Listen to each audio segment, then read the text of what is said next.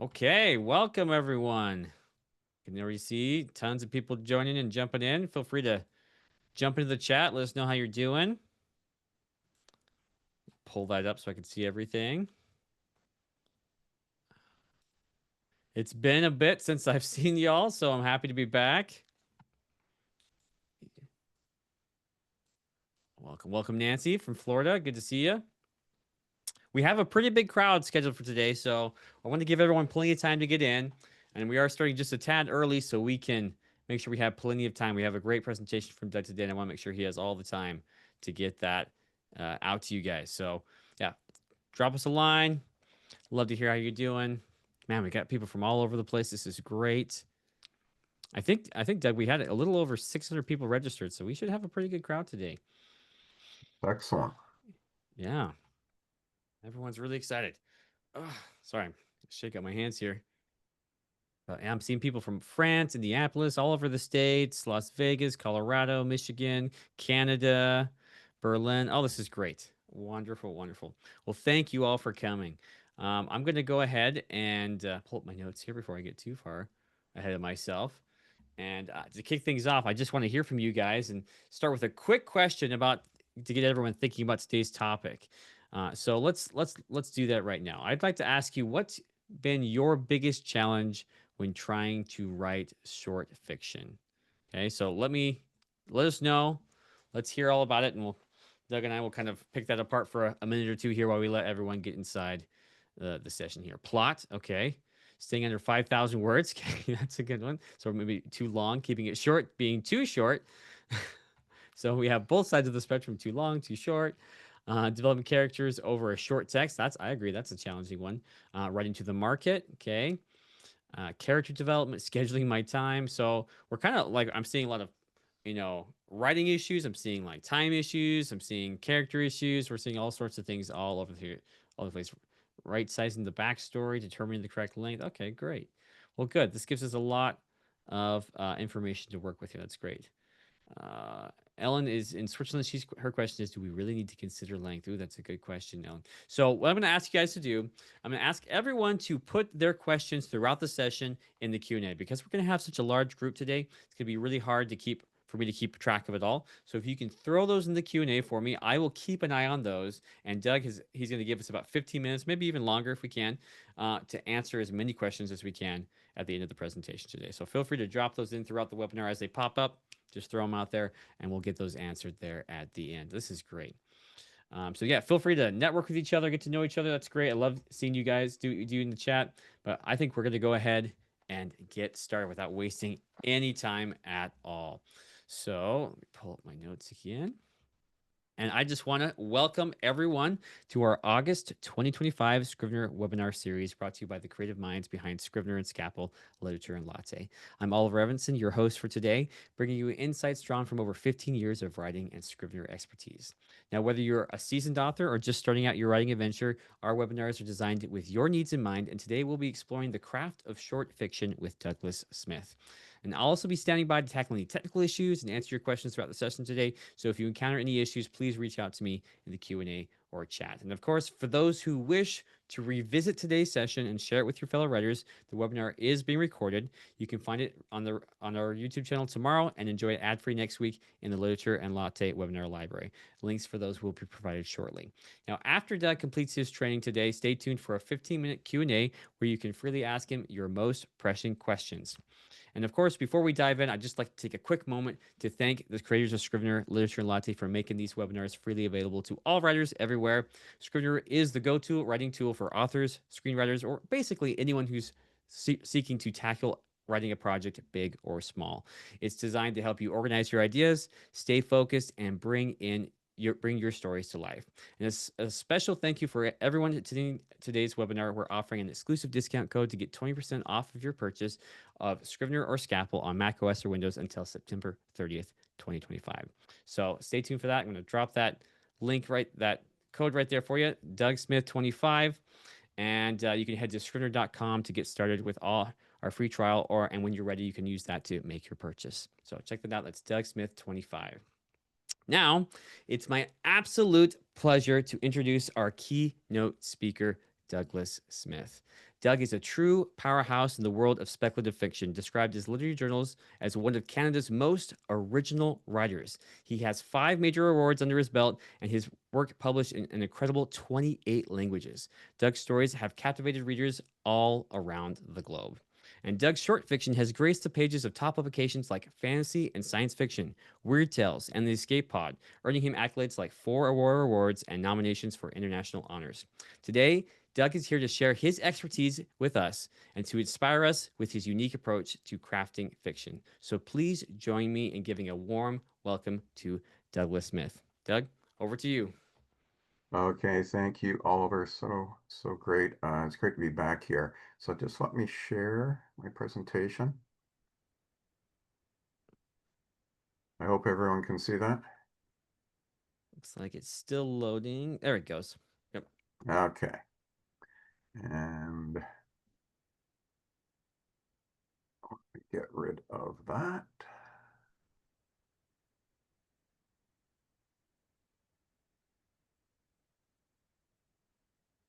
Yeah, okay.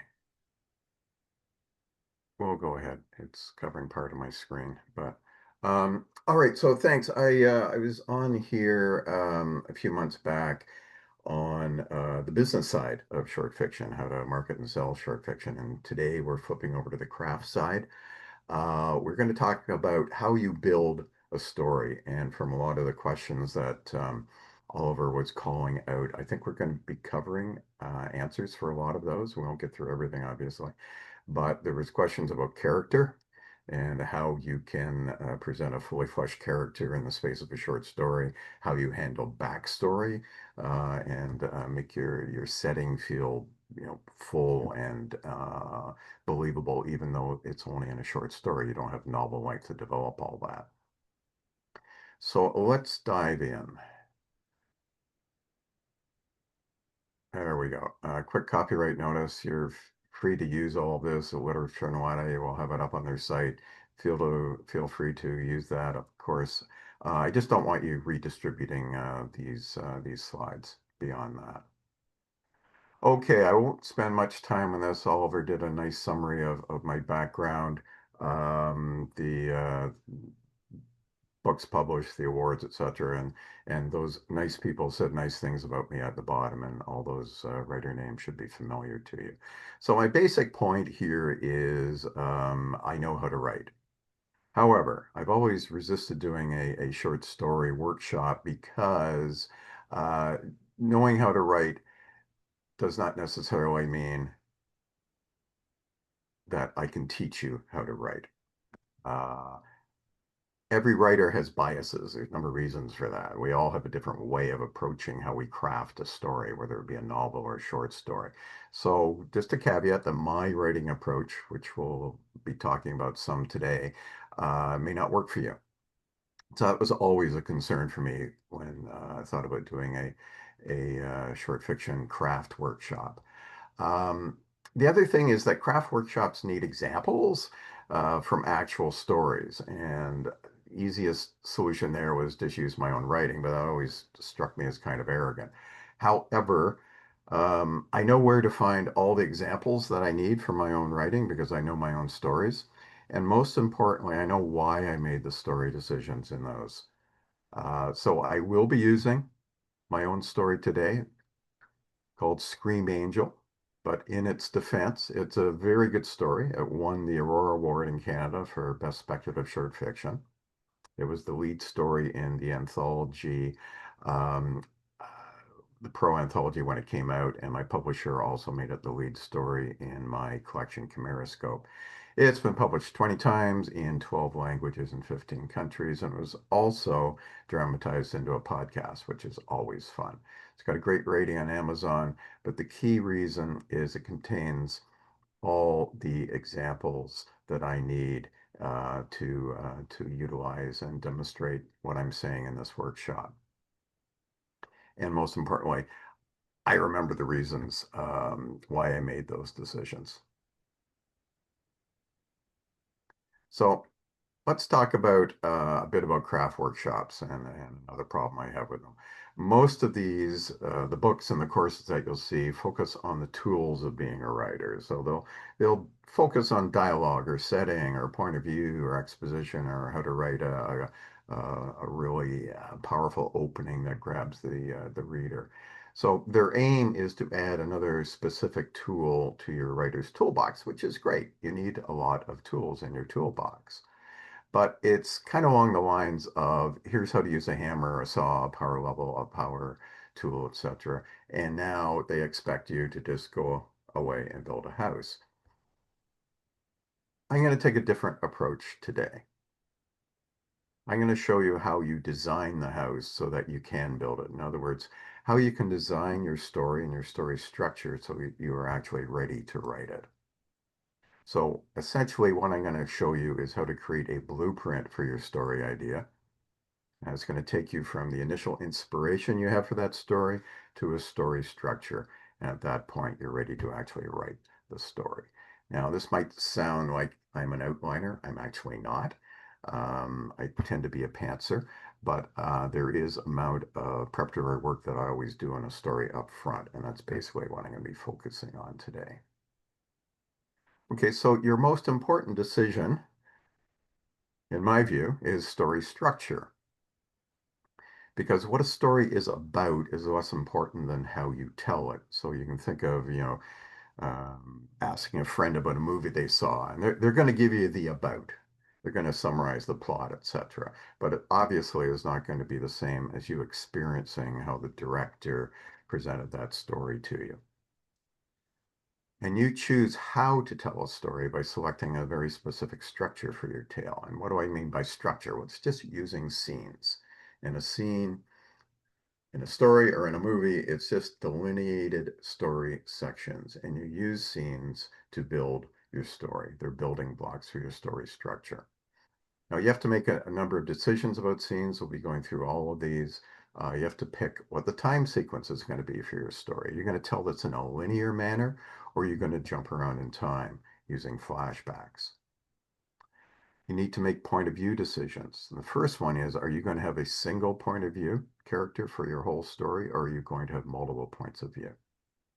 And then if you have multiple points of view, or even just a single one, which character or characters are the most appropriate choices to be points of view? You're going to have a choice every time you come to a new scene. What type of scene is it? Is it a normal narrative scene? Are you going to step back into an omniscient point of view and do exposition? Are you going to use a bookend structure where your main story is in the middle, but you have an opening setup and a close? My point in this entire workshop is that the more complex a structure you choose for your story, the greater the potential reward for you as a writer and for all your readers. The problem is it's also a greater risk. The more complex the story, the higher the risk that you're going to mess it up. Because every structure decision you make needs to be implemented correctly. And we're going to talk about how to implement the various structure, scene type decisions that you might make and how to implement them correctly. Okay, but first, before you select a story structure, you need the story, and it starts with the inspiration. So you need to have an idea for the story. In my view, that's the easy part. You need to recognize if if a story is ready to be written. We'll talk a bit about that. Then you have to develop your story idea, and that's going to be the bulk of this workshop. You need to cast your characters. You need to select your point of view character or characters. And finally, you need to choose your story structure, and that's using scenes as your building block. Okay, so let's start with inspiration. So probably the most common question that writers get is, where do you get your story ideas? I also personally think that it is the silliest from a writer's point of view. It makes sense from a reader's point of view. You write all these stories. How do you get ideas for them? Well, most writers I know, and certainly me, we're writers because we constantly get ideas for stories. So it's not a matter of, oh my God, I need a new story idea. The analogy I use is, a writer's brain is kind of like a crowded emergency room with a beleaguered emergency room doctor. And the patients, the ideas just keep flowing in. So the problem is not finding ideas. For most writers, it's performing a triage on having too many ideas. And triage means which ones are just bad ideas. Okay, that's the first one. Like nothing can save this patient, or in other words, I should never write this story. It's a really stupid idea. Now, you're also going to have a whole bunch of ideas that are going to make good stories someday, but they just aren't ready now. And you probably have that feeling. You don't feel you're ready to write it. Maybe you don't have the skills yet, or this story needs something else. That's a good idea, but I need to pair it with something else. It needs more, or maybe I just haven't figured out the right characters for that story yet. And then finally, the third step in the triage are the ones that you do need to write. They are just in your head screaming at you, and you must operate. In other words, you must write this story now. And that's really the only way we get those ideas out of our head, is to exercise them by turning them into actual stories. A bit more about story ideas and story inspiration. So the multi-award winning U.S. science fiction and fantasy author Roger Zelazny once described story ideas for him as arriving by three possible doorways. One was an unusual idea. That means a concept within the story. Very typical for science fiction stories. The other one was a striking image. He was a very visual writer, so this happened with him a lot. And the other one is, and this happens with me a lot, and I'm sure a lot of you, just an interesting character shows up in your head. And the best stories, maybe not initially in the inspiration, but they combine all three. So usually you need to add at least one more of those things to your story idea before you can start scoping it out. Now, what I've found is the best story ideas often combine multiple ideas, at least two ideas, which are really on the surface totally separate. Like you look at them and you go, "Well, how could I possibly put both of those ideas into the same story?" Well, my recommendation to you is that you do try to do that. If you have an idea for a story, go through your story journal. I'm assuming most of us have one of those. Maybe it's just a list of other ideas you keep in a file somewhere, but try to find some other story idea which is significantly different from the one you're thinking about that you could possibly merge into this one. If you do, you're going to have a very rich story. But no matter how an idea arrives, you need to develop it before you write. So you've got that inspiration. What do you do next? So back to Scream Angel, I'm going to show you how I went from the original story inspiration to structure decisions. So inspiration for this story is several decades ago, I went to a Shriner Circus with my youngest son, who's disabled. He's in a wheelchair. And because of that, we got good seating. We were sitting ringside, so that gave us a great view of the acts.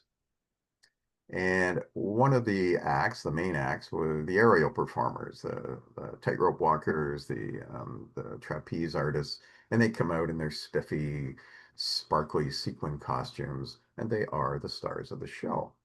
After that, after that came the elephants. And yes, with elephants, sorry, this is going too fast. There is elephant poop. So after the elephants, there came the shovelers of elephant poop. And because we were sitting so close, I noticed that the shovelers of the elephant poop were actually the same trapeze artists and high wire stars. But now instead of their spiffy costumes, they came out carrying shovels and wearing overalls. So it was that contrasting image for me. Remember the three portals? So this idea came to me from that image. That was my story inspiration. So you had, I'm sorry, my mouse is clicking crazy here. You had this down and out traveling circus where the performers were the alien species. So that was my inspiration and this initial story idea that I came up with. But that's all I had. I had this image-based idea for a potential, obviously, a science fiction tale, but I still needed to develop that idea into a story worth telling. Okay, so developing a story idea. You should ask questions about your idea. So for me, how did the situation arise? Who were these people? Where did they come from? And you ask these types of questions for your own story idea. And why are they here? And also, where is here? And being science fiction, it could be anywhere. And when is here? And my advice is you should always be very suspicious about the first few answers to the questions that you ask yourself about your story idea. Because the first few answers you're going to get are going to be predictable. They're going to be obvious. And if they're obvious to you, they're going to be obvious to the readers. And obvious answers lead to a very predictable story, and that's a bored reader. You don't want a bored reader. So what I suggest is you try to come up with at least 3 non-obvious answers to every question. That probably means you're going to have to come up with 6 or more possible answers, because the first 2 or 3 are going to be the obvious ones that you can just throw away. And my other recommendation is you should take chances. Don't be afraid about going weird. This is not brain surgery. This is not open heart surgery. No one is going to die if you make a risky choice and it doesn't work out. You can always just go back, change that choice, and rewrite the story. Okay. But if you want to have a really memorable story, you need to take chances. Now, for every potential answer that you come up with, ask one more question. Why would a reader care about this? And readers care, they might be immersed in your story idea and your world, but readers care about characters. So ask, where is the pain? What characters are in the most pain? And try to come up with answers that put them into pain. Yeah, we're cruel. Okay, so how did I develop the story idea for Scream Angel? So I asked myself, how did the circus arise? I've got this circus with these aliens, but why are they here? And again, asking always, where's the pain? Okay, so I said, if the alien species are the acts, then let's make the audience the humans from Earth. And why are these aliens down and out? All right, let's say they're fleeing oppression, or worse, on their own worlds. And why is there oppression? I decided it was resource exploitation of those alien worlds by the humans. Okay, but how and by whom? Who's doing the exploitation? So I came up with, actually, I've used this corporate entity in multiple stories, MCE. It now rules the earth, and it has its own military force. So there's really no geographical, political powers on Earth anymore. It's one giant corporation. And the military forcefully relocates natives from the resource-rich areas. So that's why they're fleeing. That's why they are refugees. And then I made what is the most brutal story decision for this particular tale, and that was that relocate the aliens was really mass murder and xenocide. The military force, I needed to give them, to flesh them out, so I came up with a name, which was RIP Force, standing for Relocation of Indigenous Peoples, and IPS, they use the term IP as a racial slur. And RIP, obviously, aside from those 3 letters, it also has a very violent connotation to it. But I still had a problem. This is a horrible situation that certainly has a lot of pain in it and should capture a reader's imagination. But how would the corporation coerce these RIP soldiers into committing xenocide? How would they ensure that RIP Force follows these horrible orders and commits terrible acts? Oops. And also, I had another complication because this is a corporation. Each one of these planets where they're extracting resources had to have an ROI. It must turn a profit. So in other words, the solution, whatever they came up with, had to be low cost and low risk and fail safe. I could make the Rippers have no families, no close connections, so essentially no one would miss them if they went missing or they refused to follow orders and were eliminated. Okay, but that wasn't enough. I thought about, okay, they go through some form of indoctrination or conditioning or brainwashing. That just seemed both too obvious and complicated, and it didn't seem fail-safe. So I realized the perfect solution would be a pill, or what I eventually came up with, a drug called Scream. And this is what Scream is. This is what it does. So human emotion has a geography, peaks of pleasure, valleys of pain. Imagine that you have a drug that flips those valleys and makes the pain valleys into peaks. So whoever's on screen, they're reacting to events, not just on the pleasure or pain that it brings, but on the intensity of the emotion that's created. So extreme pain brings extreme pleasure, and horror renders ecstasy. Now, if you give this drug to these rippers and tell them to kill, they're going to do it, even if it's xenocide. So that is how I created the scenario where xenocide was what my circus of aliens was fleeing from, and how you had a believable scenario, I hope, where you could get the soldiers to actually perform those horrors. Oh yeah, and I wanted to make it even worse, of course. Always make things worse for your heroes. So I made Scream immediately addictive, and withdrawal is fatal. Okay, so how do you develop your story idea? The next step is a casting call. You need characters to show up. And sometimes your first idea for the character is just not the right one, as Snoopy experiences here. So at this point, I've got my story universe. I've got the corporation, I've got Rip Force, what they're doing, the resource exploitation, the xenocide, and I've got my key component of the drug screen. But I still didn't have a story because I needed to answer the key question. Who are these people in my circus? In other words, who are my characters in the story? And most important, who is my main character? Now, here's some suggestions for how you can identify who your main story character is. Ask yourself, whose story is it that I'm telling? Who's the story about primarily? And one way to answer that is to figure out who the focus of the other characters is. Who do they turn to? Who are they worried about? Who are they looking to? And very important, if it's going to be your main story character, they have to have the power to make decisions, to make choices. And those choices have to be able to affect the story. They have to be able to affect plot turns. And also, their choices have to be able to impact other characters in the story. Very important, who is capable of either inciting or taking action. You need your protagonist to be able to protag, as I say. In character stories, you ask your question, who is the most pain? Who is the most potential for change? And that should be your main character. So for me, my main character I chose as the circus leader. And I took another step. He's human, but he's ex-Rip Force.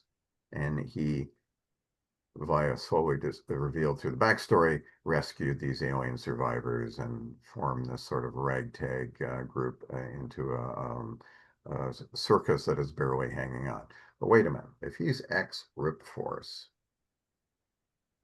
Scream is addictive and withdrawal is fatal. So how can he be ex-Rip?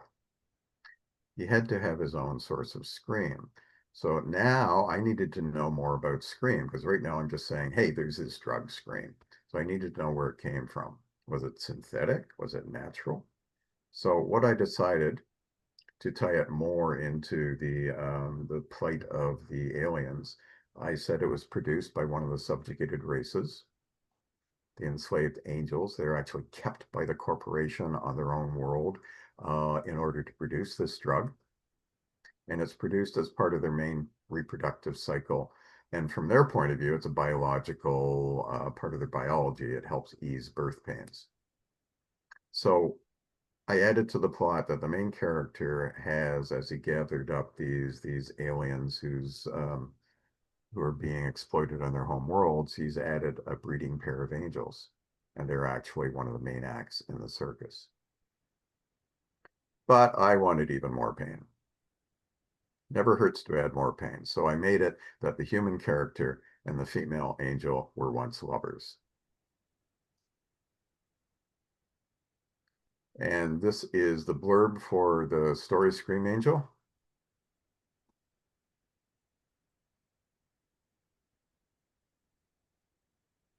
So I've tied the relationship into a major portion of my main character's pain.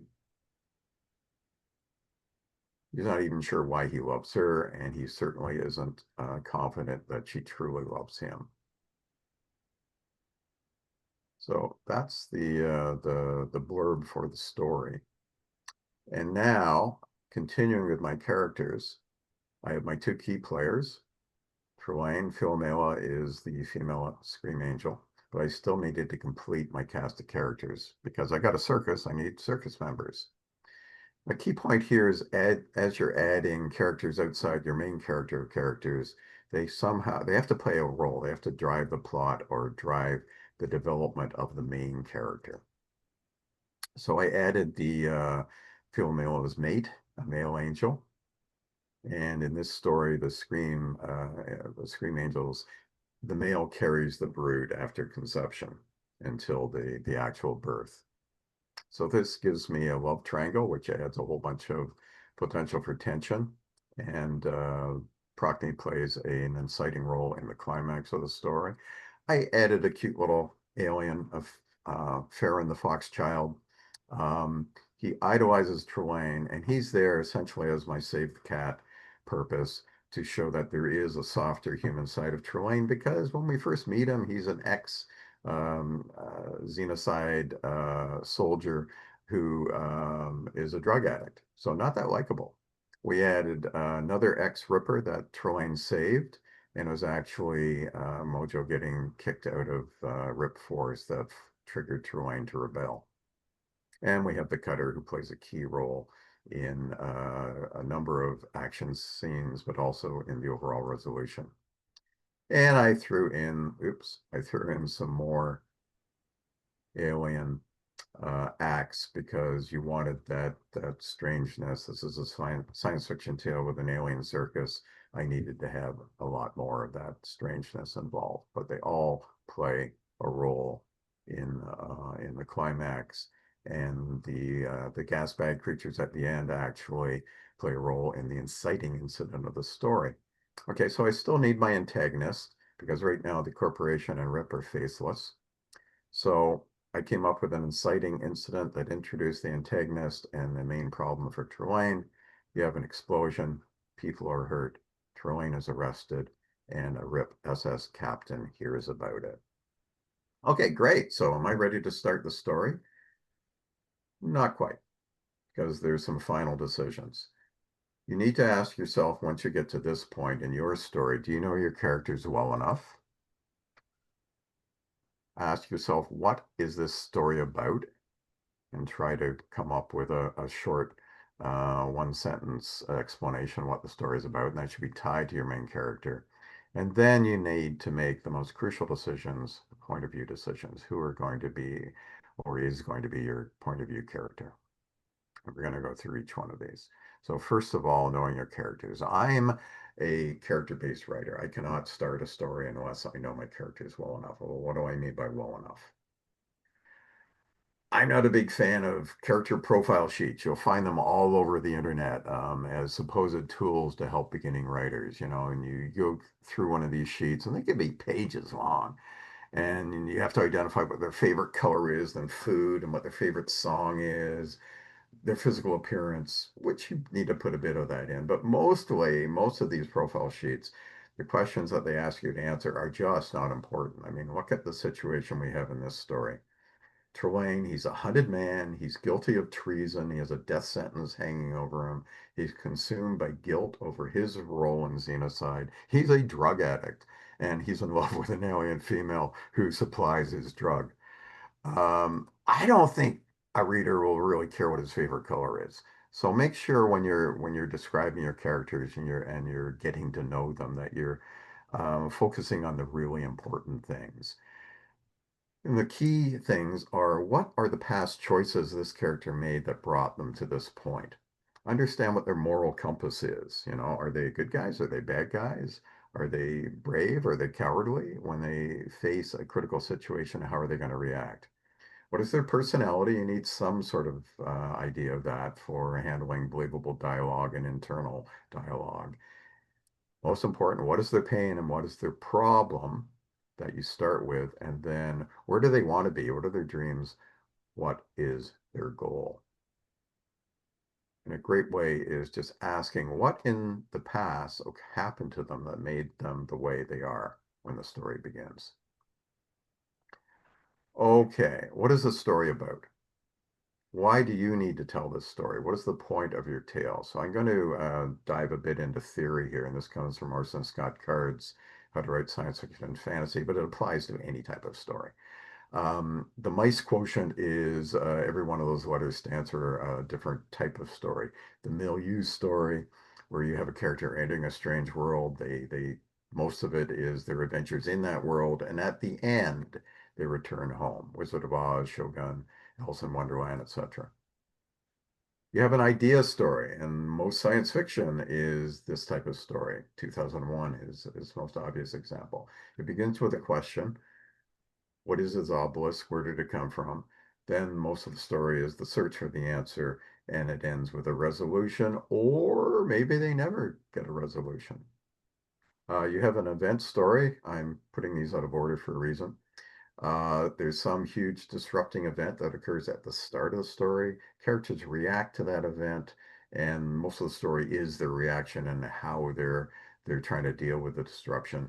And then the end of the story, you either have a new order or it's a return to status quo. Lord of the Rings, Game of Thrones.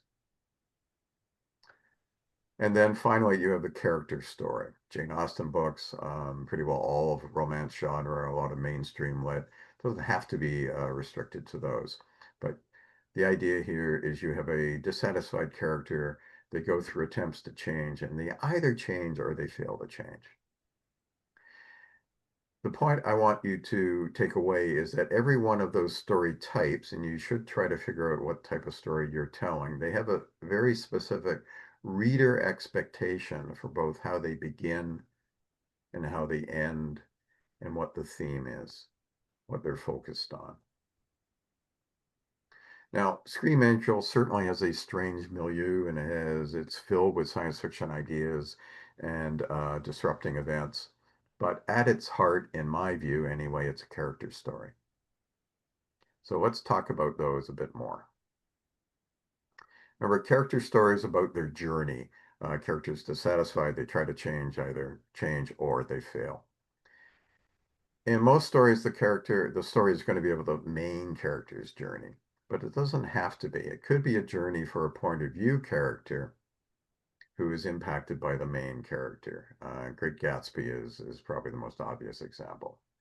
You should ask yourself when you're trying to figure out who your main character is, who has the greatest potential for change? Who is the most unhappy? Who is the greatest pain? And your story should be about that character's journey, whether they're a point of view character or not. So Scream Angel is about Trelane's journey specifically. Specifically, it's about his story, his fight for redemption.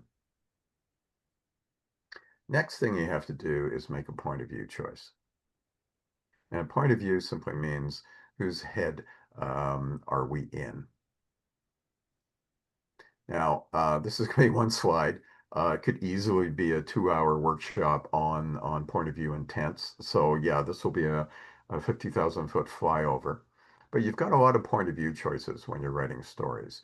You have an omniscient point of view where he's the all-knowing, he or she is the all-knowing narrator, and they know everything that's in every character's head. Um, you could have almost the opposite of that, which is a cinematic point of view. You're not in any character's head. You're seeing only the external events.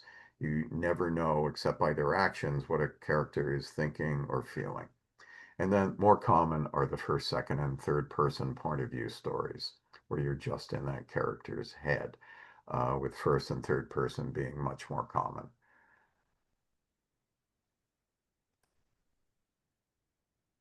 Okay, tense. Most fiction is past tense, but there is some fiction that is told in present tense. I think the Hunger Games books are in present tense. Uh, Nonfiction, very common to use present tense, also literary fiction. There's also the option of future tense and imperative tense. I'll have examples of those. Once you pick a point of view, you need to decide on what penetration level you're going to have. It can be very shallow, so the reader, gets some of the character's thoughts, but it's cinematic elsewhere. You're not deep into the story's head, as the character's head in the story. Deep penetration level for a point of view is you are always in the character's head. It's a consistent voice throughout. Even I'm not just talking about internal dialogue and dialogue, but when they are describing a scene or a setting, it's still in their voice. Everything is in that character's point of view. Now, short stories, if you want to experiment, if you haven't written using first or third person or different levels of penetration. Short stories are great ways to try them out, to experiment with all of these. But my recommendation for beginners is that you restrict yourself to either limited third person with deep penetration or first person. First person is deep penetration. You have absolutely no option there because everything is told from that first person narrator's point of view. And either pick past tense or present tense, but my strong recommendation is that you use limited third person when you're starting out with deep penetration, or past tense and past tense. Occasionally there'll be special scenes where you might want to use cinematic or omniscient point of view in present tense. A lot of my stories I use interleaved flashbacks and I alternate present and past tense. We'll be talking about how to use flashbacks and how to handle the transition to and from flashbacks later. Okay, so choosing points of view. This is, in my view, absolutely the most critical decision you can make for your story. Picking the wrong point of view character can ruin your story. Picking the right one can really pull the reader into it. Usually your main character is also the or a point of view character. And you really need a reason to not make your main character a point of view. You may want to withhold information from the reader. And this is very common in mysteries like Sherlock Holmes. Point of view character in Sherlock Holmes stories is Watson. It's not Holmes. And so a lot of mysteries do this. You're in the detective sidekick point of view throughout. And they do that because they want to withhold information. It's going to be kind of going to kill the ending and the surprise if you're in Holmes' head when he figures it out. You may want to keep the main character an enigma. And I did this in my story Memories of the Dead Man, where the main character is this um, possibly heroic, possibly villainous character of an apocalypse called the Dead Man. And I wanted to explore that character as he is seen by other characters. So we get different points of view, but not his in that story. If you choose a point of view character who's not the main character, they still have to fulfill a number of roles. They have to be present at all main story events. They have to be actively involved in those events, and actively involved means their decisions have to matter. They have to have a personal stake in the outcome driven by the main character, otherwise your reader is not going to care. And if you're unsure about picking your point of view character, draft some key scenes and use different points of view before you decide. So you probably have already figured out multiple characters for your story. Try a couple of scenes from different points of view. Now, for Scream Angel, Trelane is a point of view character, but he's not the only one. So choosing multiple point of view characters. This is a myth that you'll hear a lot if you're a beginning writer. Don't ever use multiple points of view in a short story. There's not enough room. Well, no. I use multiple points of view in about a quarter of my stories, including another award winner besides this story. So in my view, multiple points of view are fine, but you have to handle them correctly. And we're going to be talking about that later in this workshop. Well, why would you want multiple points of view? Well, for one thing, it's a great way to provide information, especially if that information only exists in another character's head, information that the main character doesn't have. And it can build suspense by showing that the main character's point of view character's assumption or plan is wrong. Remove this. Or it's just a bad idea and things are going to go off the rail. And now you're waiting for that. You know something that the main character doesn't know. It also helps you build sympathy or support for the main character. And I use this in Scream Angel, where we see Farron's feelings for Trelane when we're in his head, and it helps soften what is initially a very hard picture of who Trelane is at the start.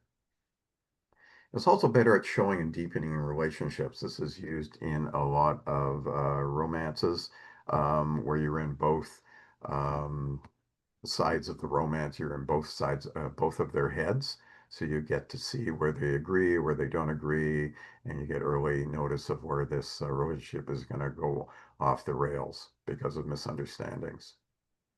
Also, this is really critical. If you've got a very big world, it's hard to show a big universe or universe through a single perspective. Also, if your society is, strictly, if it's got a lot of classes in it from the wealthy down to the poor, some ostracized, different classes, different races, as we have in this story, it's really good to be able to have another character who has a completely different perspective, a point of view, from your main character's point of view. And all of these are forms, if you think about it, all of those reasons for having a point of view, multiple points of view, are forms of show don't tell. They allow you to dramatize your story through your characters. Okay, so choosing points of view, multiple points of view for Scream Angel. So at first, my female Scream Angel seemed to be the logical choice for my other point of view character. However, a key source of Trelane's pain is his doubt of her love for him. And if we're in her head, her love for Trelane becomes immediately clear.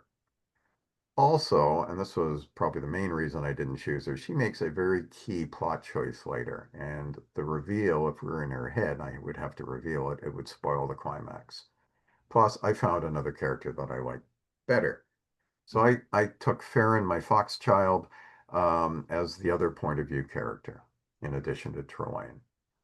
He satisfied all the key criteria for point of view. He was present. He was actively involved. One of his decisions is a major plot change, plot turn. And he's got a personal stake because obviously he needs this. He wants Trelane to survive and he needs the circus to survive. Also, when we start the story, Trelane is at the lowest point of his life. And again, Farron's point of view, when we're in his head, it shows his love for Trelane and Trelane's inherent goodness and potential for redemption. So I had my cast, my universe, I had my cast of characters, I knew my point of view characters, I knew what the story was about. Was I ready to write the story?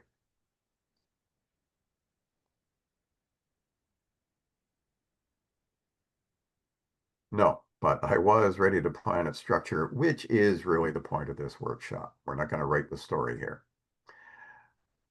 Okay, so how to plan your story structure. Once again, what I mean by story structure is that you use scenes as building blocks for your story. Well, what makes a scene?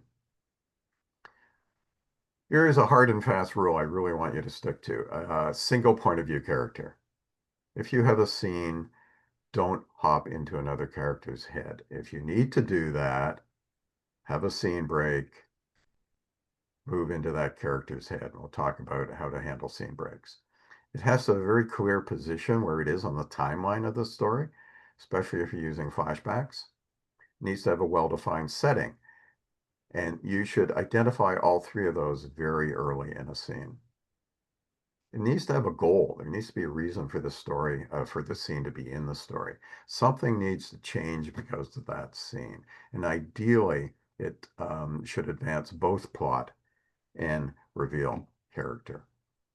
It needs to have a clear opening and ending. We're going to talk about scene openings and scene transitions, how important they are. And basically, planning your story structure means making a series of decisions about your scenes. Are they going to be in time sequence? In other words, are you telling your story in a linear fashion, or are you going to be using flashbacks? And here's another myth where you often hear beginning writers being told, never use flashbacks in your story. Okay, I went back and looked at all my stories. Half of my stories use flashbacks. You can use flashbacks, and again, including award winners and award finalists. The point of view character for the scene, that's what you need. If you've got a scene that you want to write, you need to know whose point of view you're going to be in. Unless you want to have a single point of view character, in which case that's obvious. And then you need to make decisions about what type of scene it is. Most of your story, your scenes are going to be narrative scenes, but you may have the occasional scene where you're using a omniscient point of view. And again, what we talked about earlier, you might have bookends. Okay, now before you can make scene decisions, you need a scene list. So here's how you should go about making your scene list. Make a list of all the critical events that happen to your key characters from start to end. From start, that means going back to the start of their history as it's relevant to this story. So it's not just the start of the story, it's going back in time. What in the character's past is a critical event. Then you need to identify which of those events occur in the presence of a point of view character. And then you review those events and you select which ones to dramatize into scenes. Now, obviously, the events that you don't have a point of view character present at, you can't write a point of view scene for those. So you have to figure out another way of providing that information. And again, all of the events that where a point of view character is present doesn't mean they're going to be scenes. You may also find a different way or want to find a different way to provide the information about that event. So now you have a list of scenes that you're going to write. Doesn't mean these encompass all the events, but they're going to be in event order. They're going to be in time order. All right, so that's the first thing you need to do. You need to come up with that scene list. And now you determine your story structure. You need to select a point of view character for each scene. And then you need to determine the order of scenes. Do you want to keep it in time sequence? If you have multiple points of view, do you want to interleave point of view scenes? Do you want to use flashbacks if it's not in time sequence? And you make those decisions based on what gives my story the best pacing, never slows down. How can I use this scene sequence to handle information flow? And there may be information that you want to withhold for a bit, so you may push that scene later down and either use a flashback or use another point of view character scene instead. And what provides the best suspense? And that usually ties to holding back information. And just a caveat here, now that I've told you how to do all this, you need to be ready to throw all of this out of the window if it just turns out that you found a better story. Because as you start to write the story, it certainly happens to me almost every time I write a story, something new occurs to me that I like better than what I had in my original plan. Okay, now we're into plotting. So you can't have a lot of things just happening out of the blue all the time throughout your whole story, but you are allowed one inciting incident that kicks the story off. And you should start, your story's opening should be as close to that inciting incident as possible. And after that, this is critical. That's why there's a big box around it. All subsequent plot turns have to emerge from character choices. All right, it has to be character decisions that make the turns in your plot. Otherwise, the reader is going to see the hand of the author. It's going to be like they're reaching in and moving pieces on the board to where they want that character to be. And your characters are going to appear stupid, or not true to what they say their motivation is or who they are as a character. And your reader is going to feel as manipulated as the characters are in your story. And critical here is your story resolution is not going to feel satisfying. The reader's just going to feel that they've been manipulated, and the reader or the author has pushed his characters into this ending. The ending is not going to feel right.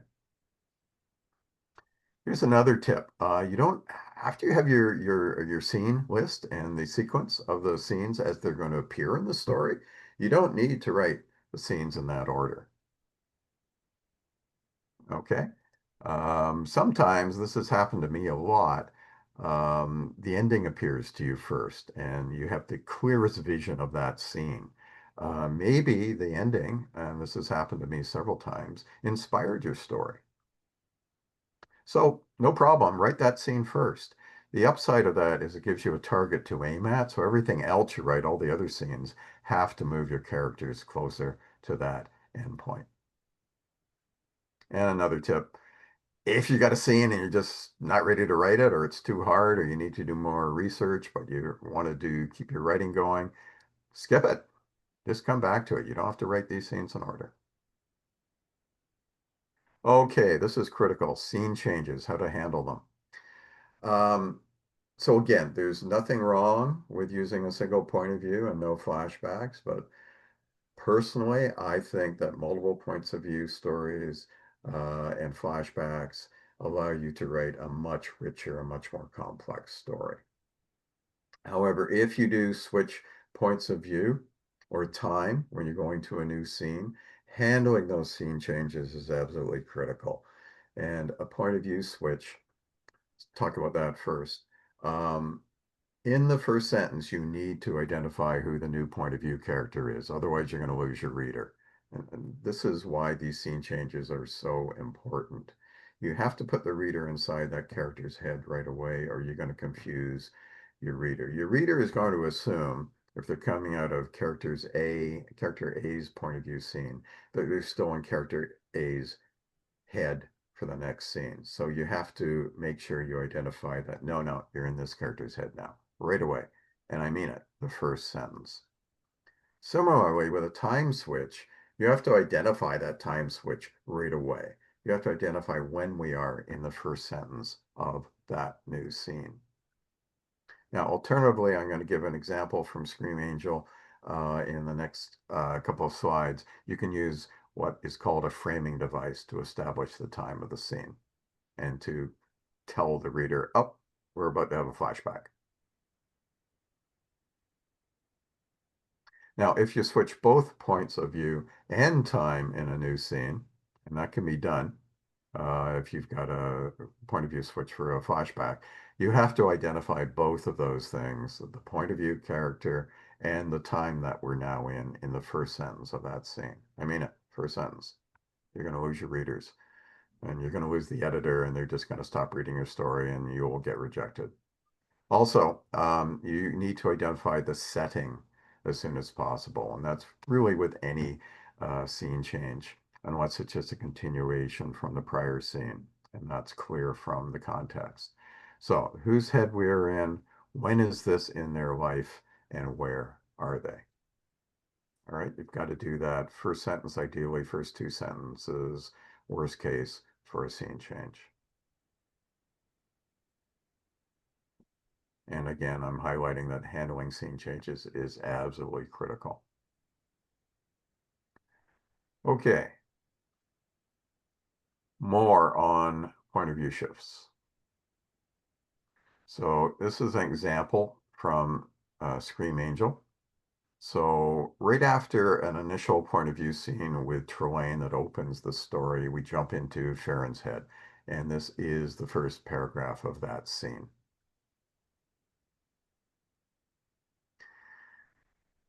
And then after that, first two paragraphs, and that scene ends with Farron heading towards Trelane's sleeping pod. And then we go right into a second scene with Trelane. It follows the Farron point of view scene. And that's how that scene starts. So a couple points. This is deep penetration point of view.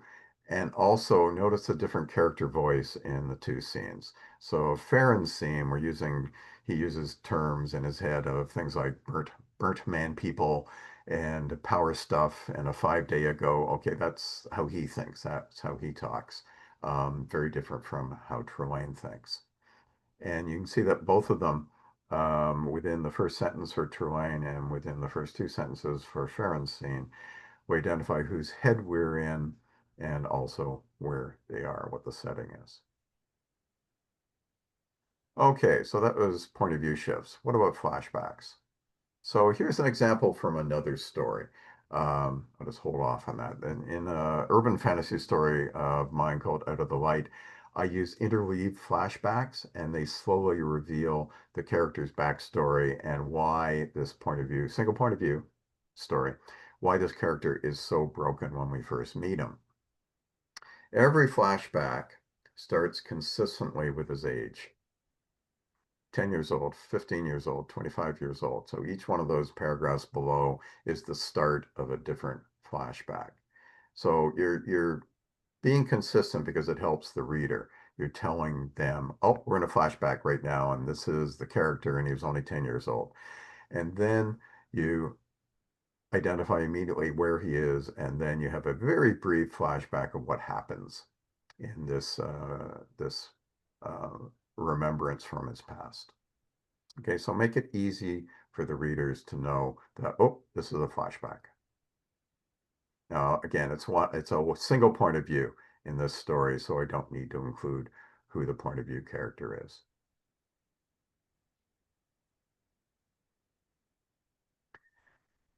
And again, for flashbacks, you do need to establish the when, and this example does it very easily. It just puts them into an age for the main character.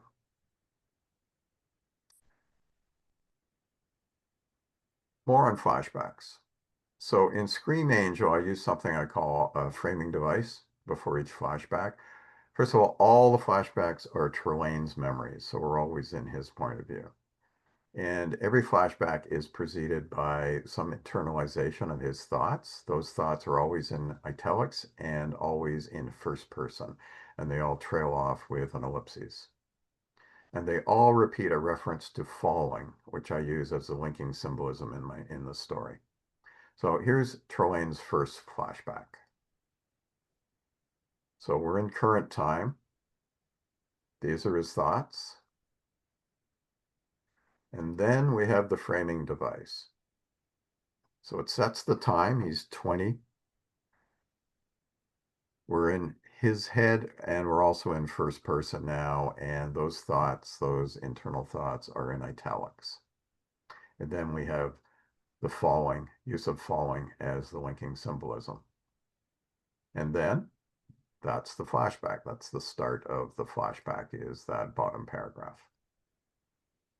All right, so this is, again, the main thing here is you're using a consistent device to warn your readers you're about to read a flashback. What about linking symbolism that I mentioned there? It can be anything. It's an object, a sound. Here I have a verb that I'm using, an image, a word phrase, whatever.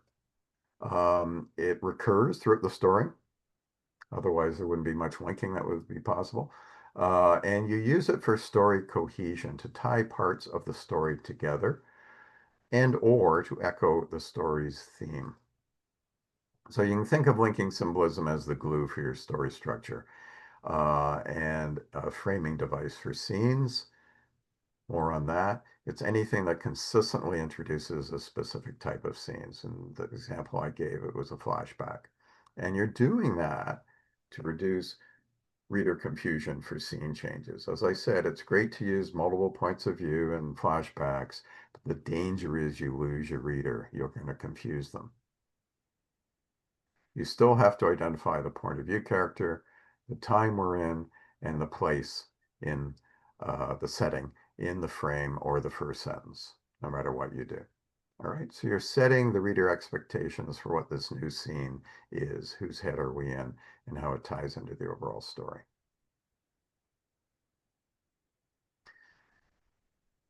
A word on setting.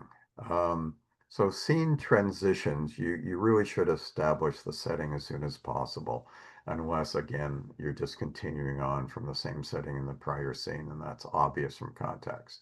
You need to tell the reader where the character is. And the best advice I ever received on setting came from the multi-genre, multi-award-winning editor and writer, Christine Catherine Rush. And she walked into a workshop one time and just wrote this up on the whiteboard. Setting is character.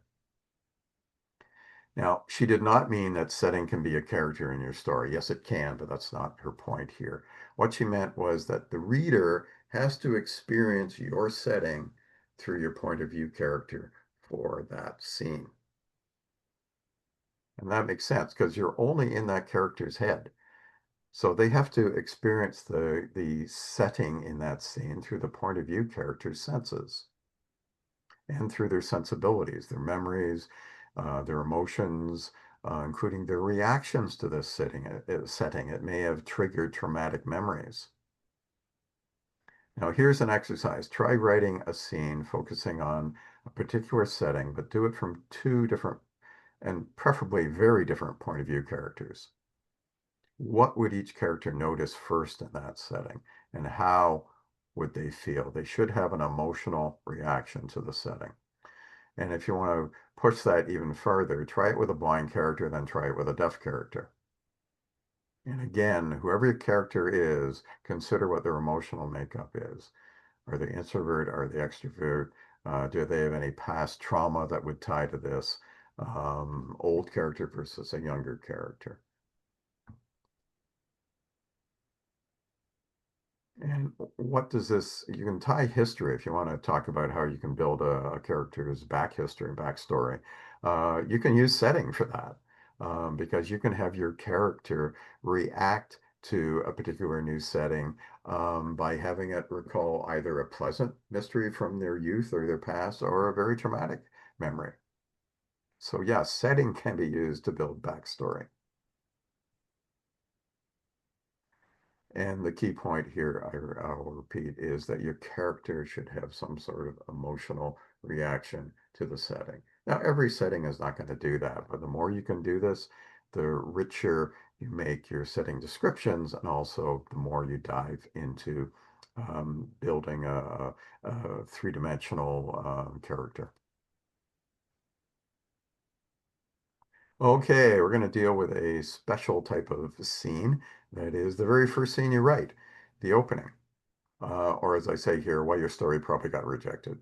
So remember, if you were in my short fiction marketing and selling short fiction workshop, the top markets get 500 to 1,000 subs per issue or per anthology. If you don't have any pro sales, your story is going to end up in the slush pile, which is where the vast majority of submissions end up. And editors read slush, how they read it. First of all, it's not the editor. It's likely a junior or a volunteer staff reading in slush parties, and they go through a lot of submissions in one night. If the story does not engage your slush reader in the very first sentence, I mean that, at most, the first paragraph, you're rejected. They're just going to toss your story aside. No, they don't read every word of your precious story. And you just look at those submission numbers above. They don't have the time to do that. So openings are absolutely critical. So how can you make sure you have a good opening? What makes a good opening sentence? It needs to introduce a character. It should be either your main or point of view character, both. It should have some indication of what pain or problem they're dealing with or what their goal is in the current situation. The current situation should be something awful for them. It should include something unusual or weird that grabs the reader's attention. This is called the hook, right? That's all in one sentence. And it should also give an indication of what the genre of the story is. So that's a heavy load for a single sentence to be carrying. Basically, though, it's any line that makes the reader keep reading. So here's the first line from Scream Angel, and I'll tell you ahead of time, it does not do all of those things, but it leans heavily onto hook. They stopped beating Trelane when they saw that he enjoyed it. I mean, you're going to want to keep reading there because you're going to say, okay, we've got our main character Trelane. Why is he enjoying this pain so much? And after you read the story, you go back and you understand exactly what that opening sentence means. And again, another tip, remember the MICE quotient, milieu, idea, character, event stories. You need to match your opening to the type of story that you're writing. Some more tips on openings. How to tell if your opening works. Here's an exercise that Chris Rush uses in her workshops, and she calls it 3 strikes and out. You can try this if you're in a critique group, a writing group. When you're reading, and obviously all your members should be doing this exercise at the same time on submissions, make note of anything that kicks you out of the story. That's called a strike. And you just stop reading after 3 strikes. That's it. You don't keep reading. And the only feedback you give, and these are like 5-second critiques, is just all you do is you say where you stop reading. I'll give you another example. Oh, a bit more on that one. So if you're getting feedback on your story and everyone says, yeah, I stopped reading after the first paragraph or the first page, you have a problem with openings. If they say, I got all the way through to the end, but yeah, no, it didn't really work for me, then you might have a problem with the opening. If they stop reading halfway through, you probably have the standard problem that your middle lags and slows things down too much. So here's another tip. I call it my 3rd-page rule. Write your first draft of the story. If you find you're struggling with the opening, flip to about page 3, around there. Because a lot of writers, especially beginners, they have a habit of what I call walking to the story. They'll have their characters wake up, um, get up, have breakfast, and then travel to the first key event of the story, often by walking. The key point here is that most first drafts start way too early. You need to start as close to the action as possible. All right, so if you're struggling with openings, try those tips. And endings, remember again, mice, the ending needs to match the opening and the type of story that you've chosen. Your ideal ending is one that the reader does not expect because you don't want them to think, well, that was obvious. They're going to be disappointed. But when they do get to it, it should feel right. They should say, oh, yeah, of course, cool. But still, avoid surprise or twist endings. A lot of beginning writers do this. They may be clever, but they don't satisfy. And you're going to have trouble selling stories that rely on a twist ending. Climax, the culmination of the main action, main character resolves the problem, but you may consider putting a denouement or an epilogue after the climax of your story. They come after climax, yeah, and they could only be a sentence or two, or they could be a short scene. And what they do is they allow you to have a way to wrap up the loose ends from the story that you couldn't resolve in the climax because it would have slowed your climax down too much and made it boring. But they also provide emotional closure for the characters in your story and therefore emotional closure for your readers. And that was it. That was it. Okay. So that was the workshop, and I am done a bit ahead of time. Um, this is where you can find my books. Here's the obligatory commercial. You can get them from all, Amazon, Kobo, Barnes and Noble, etc. at the Books to Read link. If you want, I'm offering you a 25% discount on all my ebooks book length ebooks using that LNL for Literature and Latte dash 2025 when you go to my PayHip store. Or if you can't be bothered writing down those links, just go to smithwriter.com and click on Buy My Books. Oops. My most recent work, this is a YA adult crossover urban fantasy trilogy that's won a bunch of awards and has been a finalist for awards as well. Great reviews. And I love those covers. That was from Jeff Brown. He did all covers for that. And this is my very first novel, urban fantasy again, YA, not YA. But if you like shapeshifter stories and urban fantasy, that one's for you. And since we're talking about short stories mostly today, these are two of my collections. And Scream Angel, if you want to read the whole story, is the opening story in Chimeroscope. And on the business side, that was my How to Market and Sell Short Fiction writing guide that was updated recently this year. So if we have time, I do have more slides, but if there are questions about any of those, I can get into that. But well, let's open it up to Q&A. Perfect. Thank you so much, Doug. Really appreciate it. Let's go ahead and pull those questions up here real quick. Looks like we have quite a few. So I have John asking, and I think I'm going to combine these two. How short is too short? And the other question here is, when is a short? Yeah, yeah. I guess when is a short story too short? Um, okay, so I noticed someone else responding in the opening comments about, any length is fine. And that's my attitude. I write a story. A story needs to be as long as it needs to be to tell the story you want to tell. So you don't look at them, at least I don't. I do not look at a market um, and say, okay, I'm going to keep this story. It fits that market, this idea, and I'm going to keep it to that length. I write the story. And when I started writing, I'll tell you, my problem was keeping it short. Um, and I would write a story, and most of the markets back then, late 90s, were maximum 6,000 words. If you had a story above 6,000 words, you had trouble finding a market for it.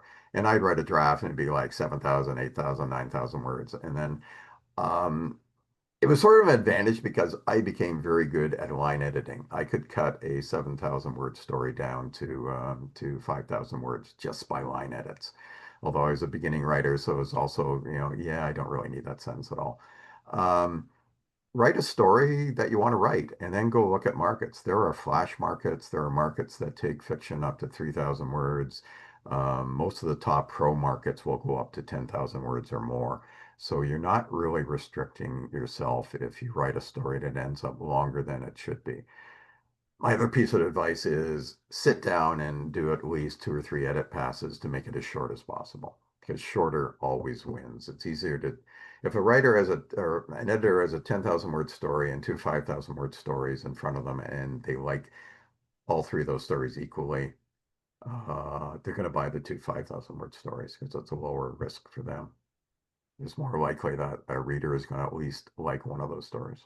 So write what you want. Perfect. Okay.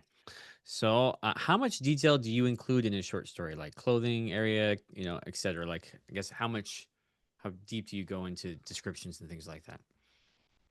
Um, so I know I get asked a lot, and I wish I had a better answer for this. I get asked, how can you make this feel like a novel? This story just feels, there's so much in it. I get a feeling of a huge universe and I know these characters, I care about them so much. Um, I wish I had a quick answer for that. You need to make every sentence work. I spend a lot of time on my characters, and if I can have just one little action that they perform that shows the type of person they are, or an interaction, do that.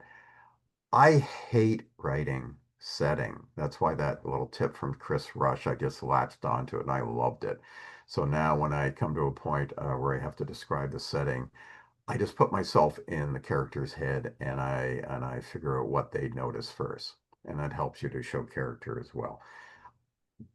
One of the best tips I ever got early on was from Roger Zelazny, and he described how he wrote setting or description, character description as well. He said he picked three things. That was it. He did not say more than three things. And that included their physical description. And his view was if you give a reader more than that, they're going to be confused. They're going to get lost. Just give them three little tags that they can hang on to. And that will be enough for them because part of the joy of reading is you develop a picture of what this character is and what they look like in your own head. And you don't need a full description of them. And I'd say another thing, if you're spending a lot of time on describing your character, you're making a serious mistake, whether it be a novel or whether it be a short story, but definitely in a short story. Perfect.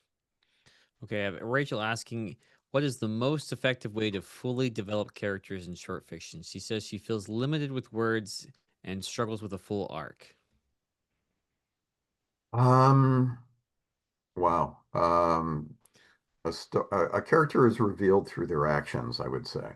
And if you do have other characters, you can also use those other characters to reveal your main character.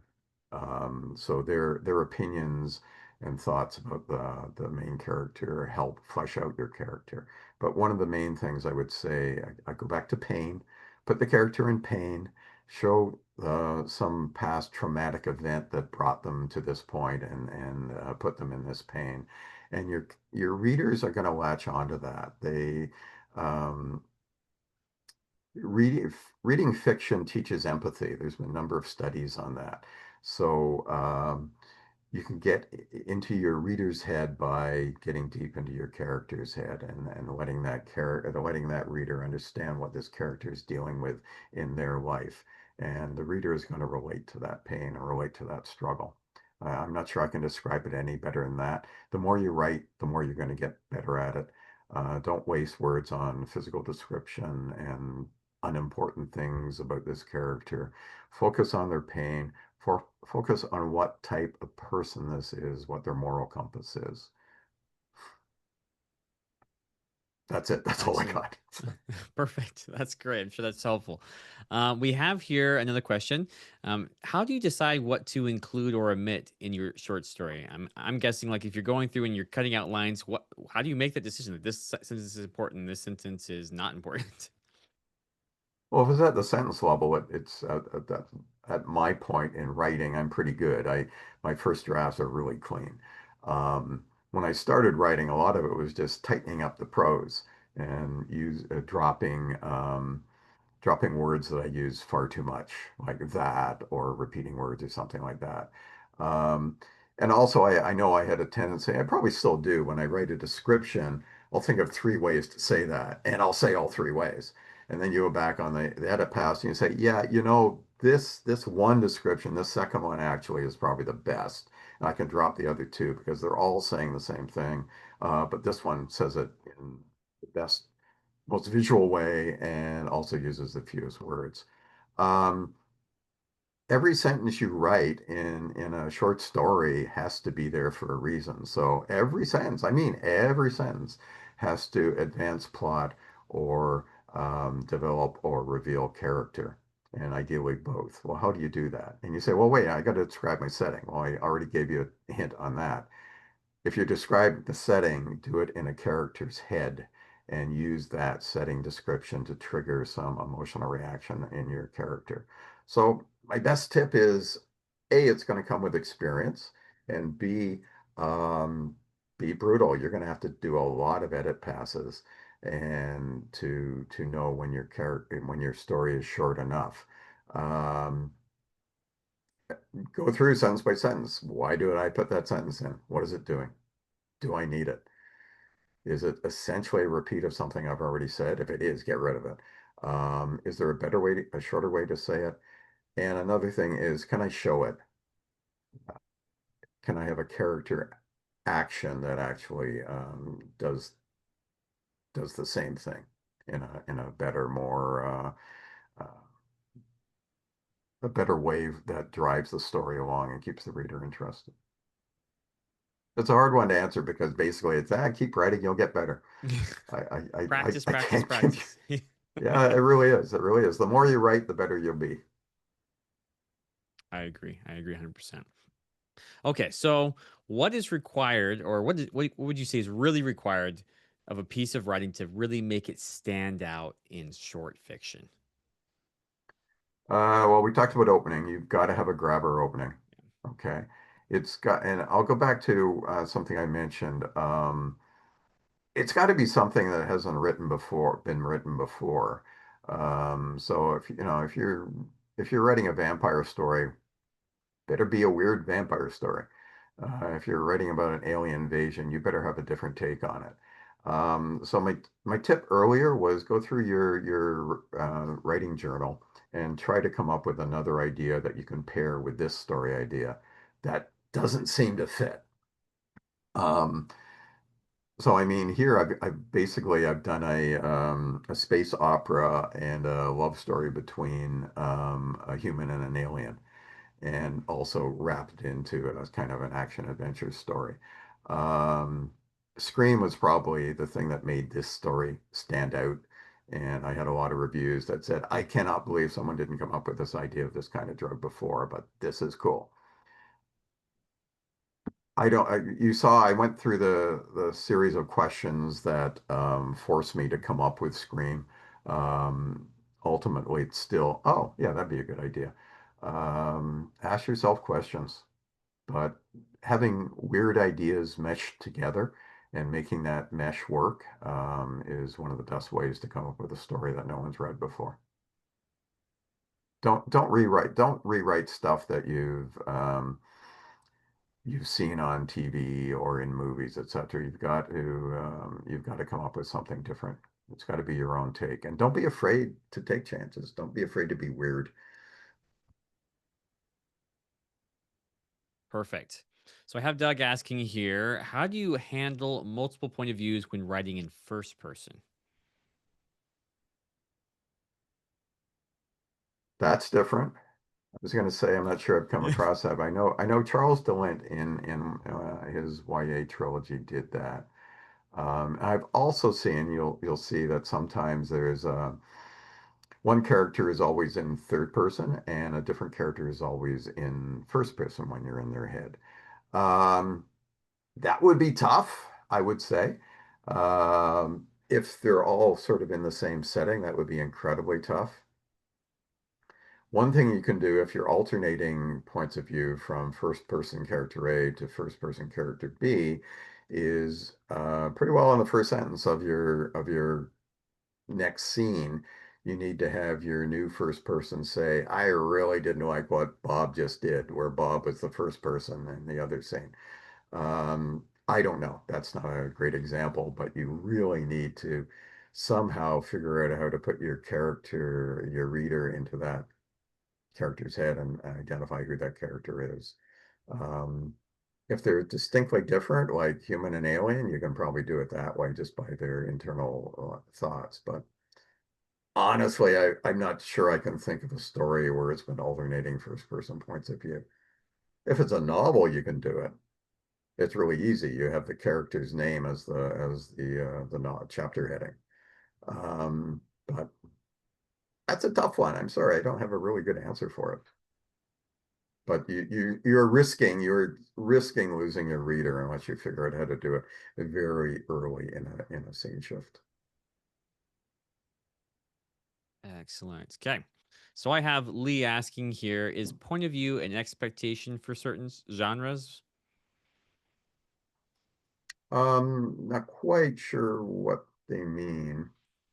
I think they Um, mean like if you're writing a fantasy novel, are you expected to write limited third person every single time? Or, if you're writing romance, are you writing first person? I mean, I think that's what they're going for there.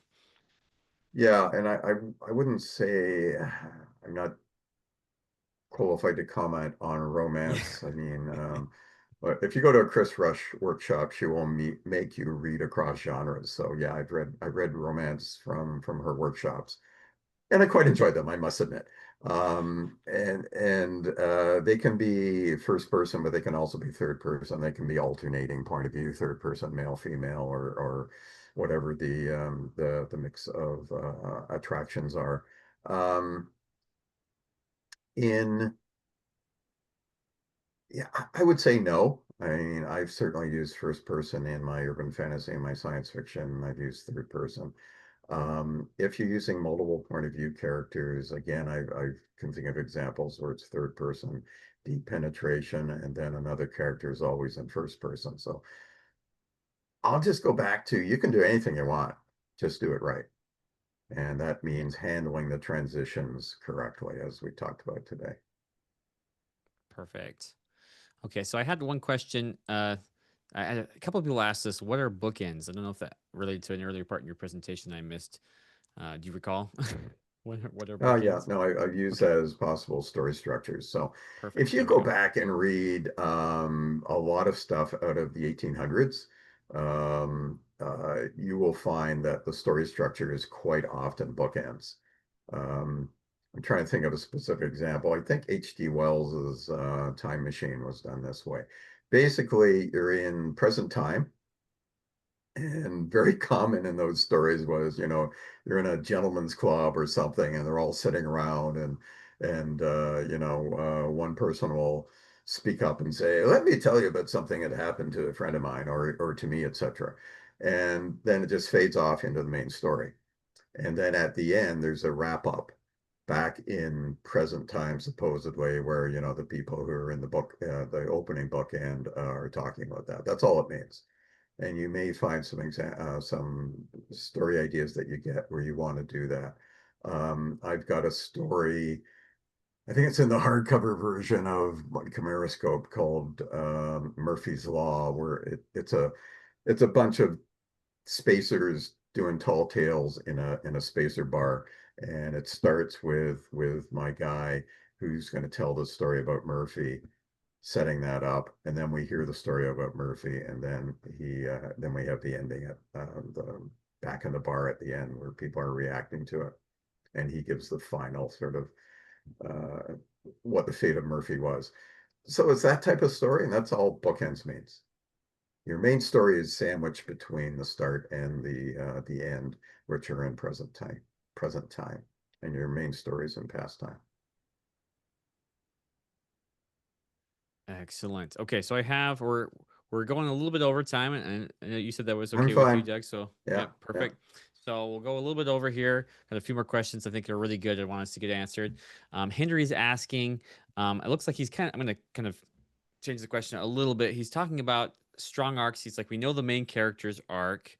Does do the side characters, like the kind of the other characters, supporting characters, do they also need to have strong arcs too? That's what he's asking.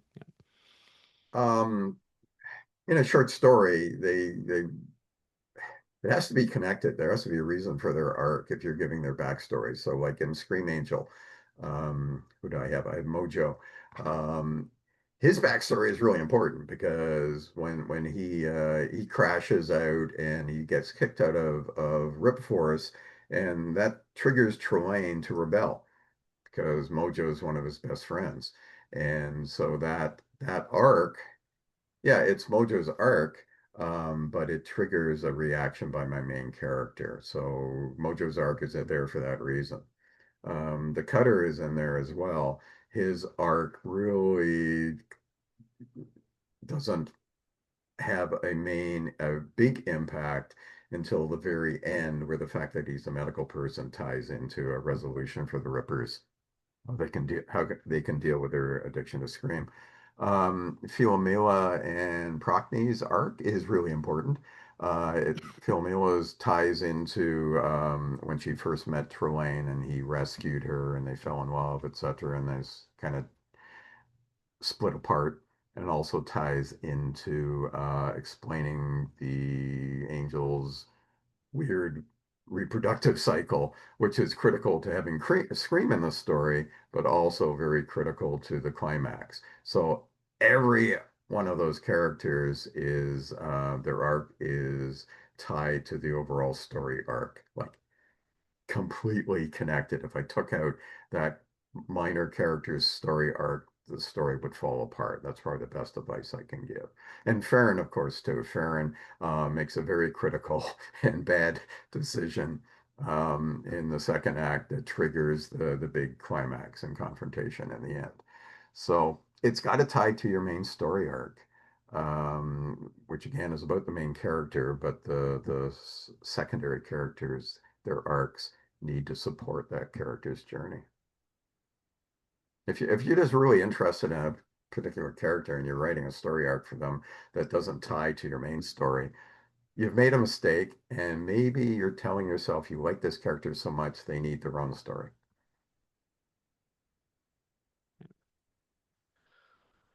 Okay, so Uri is asking about scene length. To his understanding, scenes in novels typically are longer, around 1,500 to 2,000 words, although obviously they can vary. He wants to know, is that similar in short stories? I mean, with a story being so short, what's the typical length for a scene? Are there limitations First, there? I'm not sure if you, for novels, if you're just talking about chapter lengths. Chapter lengths in novels, recommendation that I've seen multiple times for recent reader expectations is 2,000 to 4,000 words. That chapter can have multiple scenes in it. So a scene is as long as it takes to do what it's has to do. Remember, a scene is only there because there's a goal, there's a purpose for this scene to be in the story. Once you achieve that goal, get out. Shorter is always better, but there's no expectation. So if you read my stories, I can have like a 2 paragraph scene. I can then have a 3 page scene. They vary. They do what they need to do.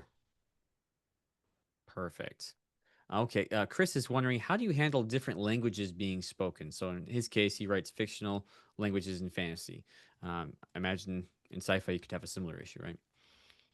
Yeah, so I've had that in a number of my stories. In my most recent trilogy, um, there's a number of languages. I have one character who speaks Manx, and she's a witch and she casts spells at Manx. And a lot of characters, especially in book three, speak Spanish, or some of them also speak Quechua, which is the language of the indigenous people in uh, Peru and other areas around the former Incan Empire. So how do I do it? If it's a huge, long speech, you've got a problem. What I do is I'm trying to think of some examples. If it's just a short a phrase or something, you can have the character repeat it in English, or you can have another character repeat it in English. But if none of your other characters are there who understand the foreign language that this other character is speaking, you've got a problem. Somehow you need a translation mechanism. Um, and so, yeah, I can't think of another way to do it. Um, Usually I had most of my Spanish speaking characters, they would say something and then they would repeat it in English. Um, and they wouldn't spend a lot of time saying like 5 or 6 sentences in Spanish if they knew that their audience did not speak it. You need a translator or a translating mechanism somehow. There's no other way around it. Okay. Okay, so Joel's asking here, for Scream Angel, you had deep world building, and it really sells the reality of the characters are in. Considering the breadth of avenues you could explore in this world, how did you decide that this was a short story and not a longer novel? Which brings me to the novel I'm currently working on. Um, So I'd mentioned that I've written a number of stories in the MCE universe, which stands for Merged Corporate Entity. I tend to either call it the entity or the MCE. Um, and I mentioned, I think somewhere in there, the story Memories of the Dead Man, which is unusual for me because the dead man is the main character, but he's not the point of view character. There's two different points of view character in that one. Neither of them are him. Um, and I wrote that story because I knew I was going to eventually write I wanted to write a novel about that character in the Merge Corporate Entity universe. So I wrote Dead Man, I wrote Scream Angel, I wrote essentially a sequel to Scream Angel in the same universe called Enlightenment. Um, I wrote a YA one called Jigsaw, which a major event in Jigsaw is sets up the universe that the dead man finds when he wakes from cryosleep. So I guess the short answer here is I always knew I was going to have an opportunity to write a longer story. For Scream Angel, what I wanted to do was get back to the what the story is about. It was about his redemption arc. So I needed to get him to a point where he was redeemed, at least in the eyes of everyone who loved him and by his actions. So, and I won't say that was easy. I have never taken as many false starts on a short story as I did with Scream Angel. I know I started and just threw it out other than some sections of prose that I really liked, 5 times. I think it was the sixth time of trying to write this story that I finally got it right. Don't know if that helped. Excellent. Perfect. I think that's A great. I sort, can see. yeah. Go ahead. Know what the story is about and know when you get to to where you've reached that point. Excellent. Well, kind of segueing into that a little bit here, we have when and how did you come up with the title for a story? So let's take Scream Angels for example. Like when did, how did, at what point did you come up with that's the title of my short story here? Probably, I sometimes I'll get the story right away. I had a horror story called By Her Hand, She Draws You Down. And that story came to me with that line, just staring out the window on a bus one time, and that line popped into my head. I don't know why. And then 3 more lines. So it sort of starts with a little poem. So I knew that was going to be the title of that story. Scream Angel. I probably tried different ones. I know when I submitted it to my writing group, I had one writer friend there who said, "Scream Angel, really?" I kept thinking of Dream Angel, the old 60s pop song. But to me, it combined it was a grabber. It was, what the hell is this about? I think the fact that it includes the source of scream and even the word scream, I think tells the type of story that it is, which is it's a pretty brutal story with an eventual happy ending, but it's a pretty brutal universe that I'm describing there. So that's probably a bad answer. I sometimes have story titles right away. A lot of times I'll write the story and I'll have a list of about a dozen different titles. I have no idea which one I'm going to pick, and I just keep trying them. And sometimes I've had my writing group saying, you know what, try this. Perfect. Okay. Emmanuel's asking, do you always work on structure and characters before you start writing?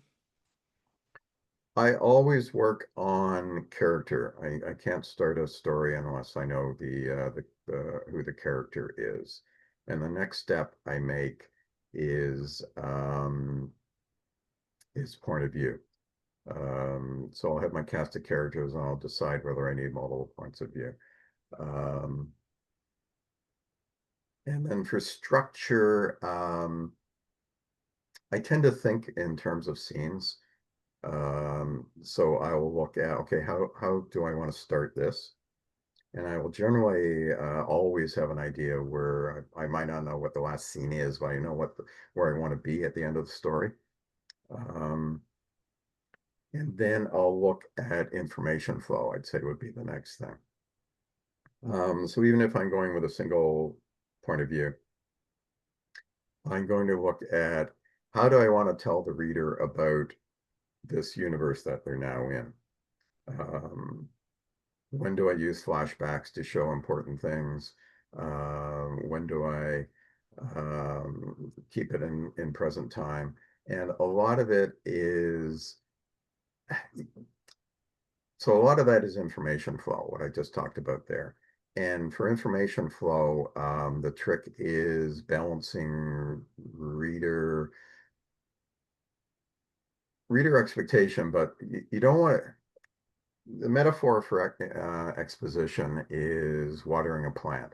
So if you put too much water on the plant, if you dump too much information, exposition on your reader, they're going to get bored. You're going to kill their interest. You're going to drown the plant with water.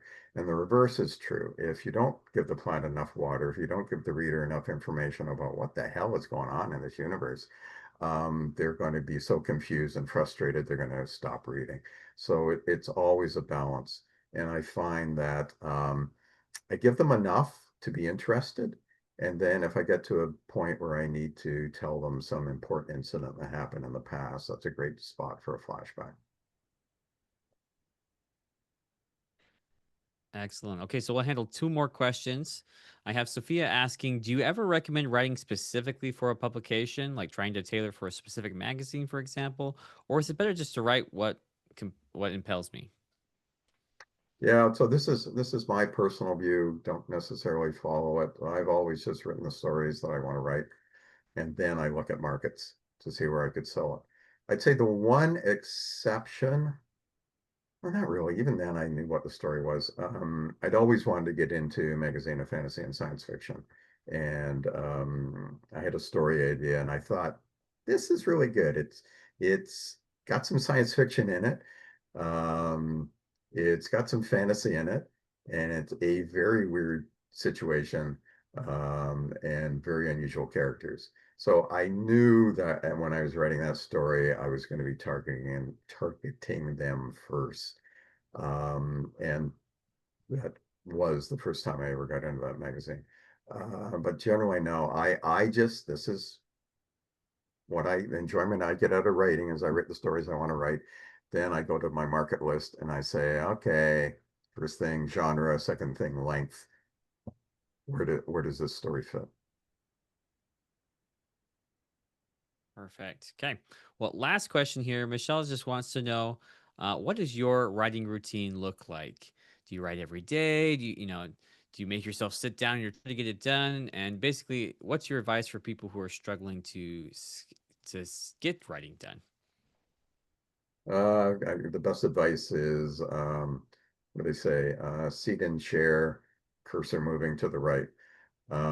So just you got to do it. There's nothing easy. My writing routine, on the days that I write, um, my ideal writing day is I'm not an early morning person, so I'll roll out of bed probably 10 o'clock. I go to my if I don't write at home. I find it most productive when I go somewhere, a local library or a local coffee shop. I take my thermos of coffee, once at the coffee shop, in which case readily available. And I go there. And part of the advantage of going to another place like that is um, I'm immediately in the mindset, well, I'm here. I guess I might as well write. And I find that if I do that on a good writing day, maximum 5 hours. Otherwise, you just get burnout. So somewhere between 4 and 5 hours is a good writing day. Do I write every day? No, I don't. I don't. When I was starting out, I had a day job, so you had to carve out pieces of time in your schedule to write, um, and you just get better at writing longer and writing faster. But even then, I'm still not a fast writer. Um, I'm what I call headlights on the highway writer. Um, I'm not an outliner. I'm not a pantser. I'm kind of in between. So I will have an idea, like for a novel, I have an idea for the next 2 to 3 chapters, and I'll write those. But then I will stop, I'll go back and I'll go through and I won't keep writing until I'm happy with those. I don't mean line edit happy, but yeah, this story, I like the way it's going. I like the characters that I've got so far and what they're doing. And then I'll write the next 2, 3, 4 chapters. And that's how I write it. And the Headlights on a Highway comes from a quote from E.L. Doctorow, where he said, writing a novel is like driving across the desert at night. You can see as much of the road ahead of you as your headlights illuminate. That's all. You don't see the whole road, but you can still drive across the entire desert that way. So you can still write an entire novel that way. And you know the signposts. I know where I want to be at the end of first act, second act. I know where I want to be in the ending. But that's sort of my process. Doesn't Excellent. mean it'll work for Well, you. yeah. Yeah, we all kind of have to figure out our own process, don't we, Doug? It's a little bit different, but ultimately you just got to sit down and get the writing done at some point. You can't just hope it'll magically Yeah. appear on your screen. A Awesome. quick story on that, like just Yeah. a couple more minutes. Like when I started writing, I'd go to science fiction fantasy conventions, and I would always pick the panels which had major writers on them. And I was hoping, who would be talking about the writing process. I was hoping one of them would let it slip, let the secret slip of how you could be a writer. And it very quickly became apparent that every one of the writers, like you said, Oliver, has a different way. Some of them get up at 9 o'clock and write for 7 hours. Others, they'll write only at night. Some of them will write with, 2 week streaks and then be off for a couple of months. Everyone's different. You've just got to find what works for you. So true. So true. So figure it out, guys. We've got tons of great resources. In fact, I've done webinars where we talked all about writing routines in the back. So in the past, so check out those events as well. I just want to thank you so much, Doug, for your exceptional trading today. This was phenomenal, and I could see everyone absolutely loved it. Um, so that concludes our presentation today on the craft of short fiction with Douglas Smith. I hope you all found it informative and useful, enhancing your writing skills. I'm just going to say thank you all for coming. We had such a blast. And thank you again, Doug, for your training. I will see you all later this week. Until next time, keep writing. Thanks for having me on, Oliver. No problem. Thanks, Doug. See ya. Bye bye.